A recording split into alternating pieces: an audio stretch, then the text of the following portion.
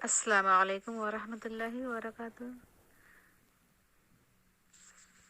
لوگ سمجھتے ہیں کہ وہ ہم پر تنقید کر کے ہمارا حوصلہ توڑ دیں گے، ہمیں اللہ کی راہ سے موڑ دیں گے، مگر یاد رکھیں آپ کی باتیں وقتی طور پر غمگین ضرور کر سکتی ہے، مگر جو آخرت کا غم ہے نا، وہ ان غموں سے کئی گنا بڑا ہے، اور جس بڑی منزل کے ہمراہی ہے نا، اس میں یہ چھوٹے موٹے کنکر معنی نہیں رکھتے۔ اس رب کی ناراضگی اور جہنم کے انگاروں کو مول لینا ان پتھروں کی ضرب سے کہیں سخت ہے۔